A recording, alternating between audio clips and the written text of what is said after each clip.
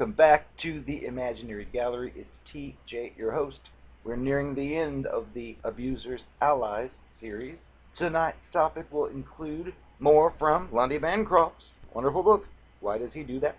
Inside the Minds of Angry and Controlling Men and Other People. First covering attorneys. Next would be the myth of neutrality. So to begin with attorneys, Mr. Bancroft tells us that some attorneys for abusive people are in what he calls a class by themselves.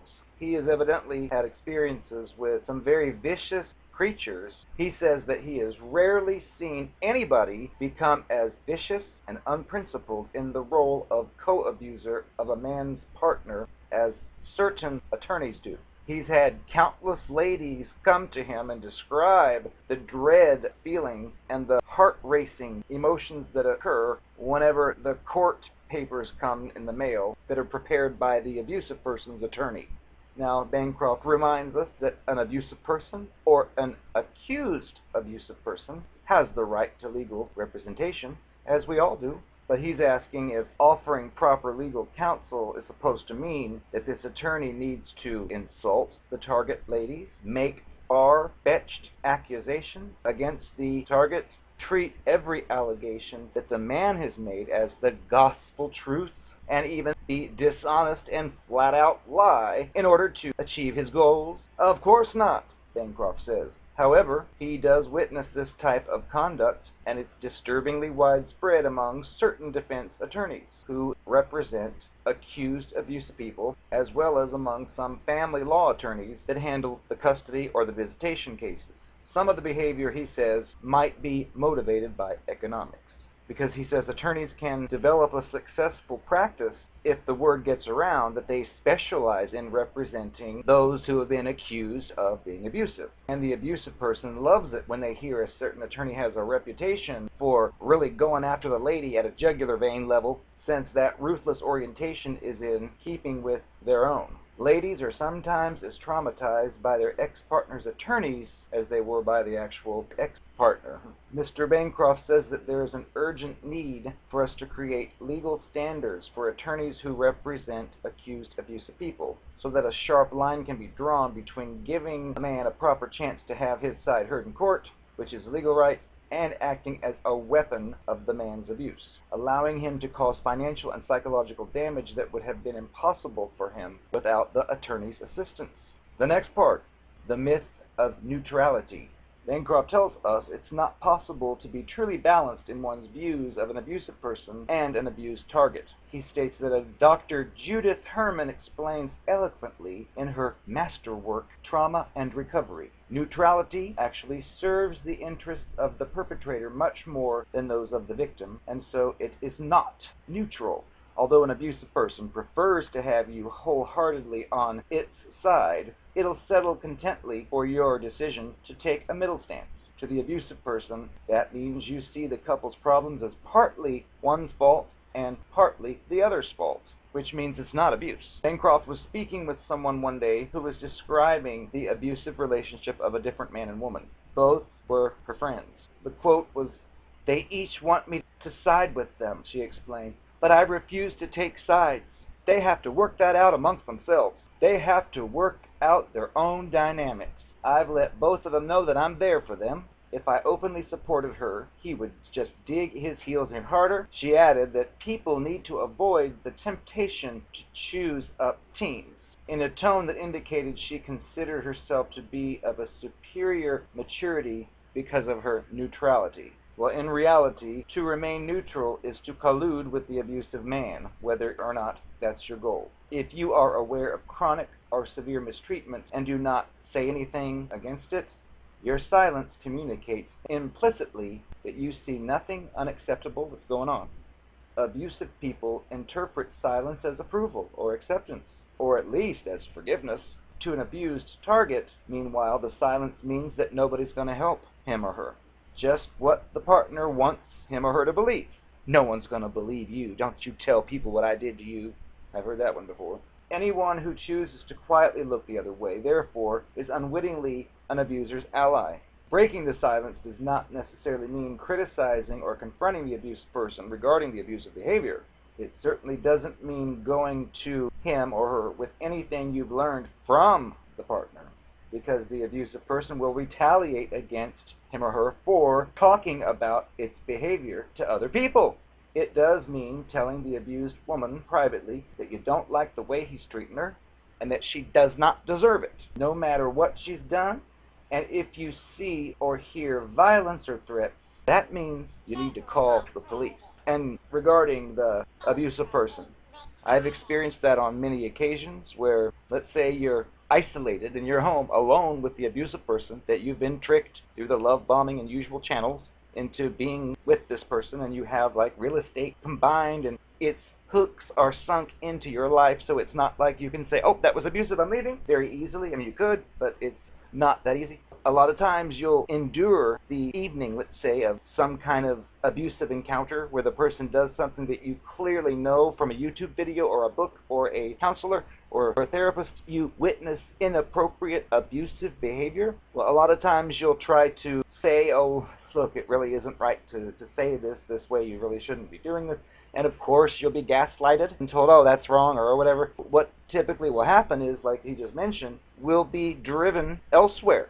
So we may go to a coworker, a friend, or a family member and share, because here you are in the interaction, the person's doing or saying something totally inappropriate, totally non-productive, totally destructive, and you're trying to say, hey, things shouldn't be handled this way in the future. If you're upset with something I did, for example, don't just call me 10 bad names and then leave the room and slam the door. That doesn't solve anything. Why don't you say what's bothering you? That would be more healthy. Well, you could try something like that with one of these people, and they'll just ignore you and slam the door. You, in your mind, know that that's the right answer. We should be discussing what angers us. We shouldn't call 10 names and slam a door. Anybody would know that. But to keep yourself from going crazy, you may go to a friend and say, look, friend, listen to the situation.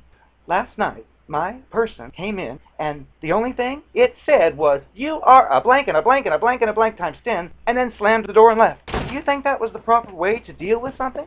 And of course, the answer will be, well, no. If he or she is upset, you should be told what's bothering it. But that doesn't happen with these people in many cases. So then you might go home and say, the next time it happens, or even the next time you see them, and say, even Kathy at work says that was not right for you to call me those 10 names. You should have, and before you can finish, don't you be telling anybody what I've done! They don't want people to know. They must know it's sickening. They must know it makes them look repulsive. But they do it anyway, and just want you to cover it up and not tell anybody. Now, how sick is that? But as far as being neutral, if you have, let's say, a friend who's being abused by the other person, if you're only friends with the friend and not the abusive person, it's easy to take sides. If it's a couple that you know both of the people, it's kind of difficult because the manipulative one will probably try to manipulate you into seeing things a certain way, and then the actual target will tell you about the actual abuse, which can make it difficult. And it's best not to take sides. It's best to remain neutral, but Bancroft is telling us it's not really possible, because if you ignore the abuse, you're basically cheering it on. You're taking the abuser's side. And if you take the target's side, chances are the target's going to suffer, because whatever you say was probably shared with you by the target, and the abusive person doesn't like that. Well, my solution, of course, which doesn't work, would be, look, if you don't want me talking to others about the sickening abuse that you're dishing out, get a clue. Stop dishing it out. Then, all I'll have to say to my coworkers and peers and friends would be, oh wow, so-and-so was so nice last night. He or she did such a great job with the meal that he or she created. Oh, I had a great night. And see, there's nothing negative to talk about. These creatures don't realize that they're creating the very problem you later discuss. Plus, they're not addressing it like an adult. You are an adult with a brain, and you know it's mistreatment, and you want to defend yourself. You would expect to be able to say, hey, you have to agree, calling me 10 names when you're upset because last night I accidentally burnt the dinner is not addressing the problem. Why don't you try saying, hey, it really upset me that dinner was burnt last night. I was really looking forward to that meal. I hope you'll try harder in the future to cook it correctly. Well, that would be more accurate, rather than keeping it all inside that meal was horrible, it was burnt, so you're a horrible cook, you're awful, you belong in the trash. That doesn't tell you anything and doesn't address the issue, but you'll realize the cluster B personality, they don't have the ability to honestly communicate what they're feeling. If they're angry about something that happened, they'd prefer to call you names or treat you horribly or do something horrible behind your back, rather than simply have a sit-down get-together and say, look, I didn't like this, and here's why. No, you don't get any of that. In fact, that stuff is usually kept quiet, and then when you, in turn, notice something evil it does, and you use your brain that you have and your ability to be in touch with what your feelings and emotions are to be able to say, hey, let's have a talk about this. I was upset about A, B, and C. Well, when you're looking for an equal party to say, oh my goodness, I can see how A, B, and C might be a problem. Oh, let's do this. No, you don't get that with these creatures. You will get that moment, whatever you did they didn't like, then you'll hear about it. Even though, when it happened, it passed by like everything was fine, they will save it. So rather than address their own issues, because they're unable to or unwilling to, they don't want to see themselves as anything less than perfect, and here you are drawing a picture of themselves as a imperfect creature because they did something terribly wrong, that's the moment they'll reach into their hidden cache of things you've done it didn't like, and then we'll say, well, how about the time you burnt that dinner? That was horrible. How could you burn my dinner? And you'll be like, what does that have to do with the price of eggs in China? Nothing. You can't have an adult-to-adult conversation if you're dealing with a cluster B monster abuser. So it's not worth the breath. So save it and get away, if possible. I am the Narcopath, and I'm also Lola. You always were a little old-fashioned. You had no idea that a girl could let her Virginia be dipped into by more than one person in the same day. And I had you convinced I was a down-home country girl, just like you wanted. Honey, it got me what I wanted, but it wasn't real. You didn't need to know it wasn't real. Everybody was happy. So yes, I disappeared. You wanted to make love when you came back to the cabin, and quite frankly, my Virginia was raw. So I told you something like, oh honey, I'm not in the mood. Even though I pulled the same trick the night before we even left for the vacation. You were just left confused because you were sure you were going to get your rocks off in my Virginia because I didn't do it for you the night before and the night before. And I told you just wait till we're on the trip. It'll be more fun. And then here we were on the trip and I was wrong by somebody else. Well, I just tried to tell you that you have to respect a woman's wishes. You don't have to find logic or reasoning. In this case, the logic and reasoning is I was spent, I was all squirted out, and quite frankly, there was no room for you. But again, you didn't need to know it. I just gave you my usual lines of BS, and we got through the weekend just fine now, didn't we? Oh, and by the way, the next weekend when I disappeared, I had to go back to the boathouse. I left my stocking there. I had to pick it up. And just so you know, I don't have a problem with multiple private parts inside my Virginia. The problem was, my Virginia was raw, and I was afraid. If you pulled my little pink panties down and saw it, you would have seen it, and you would have known. So I told you it was off limits, and that you needed to respect my wishes.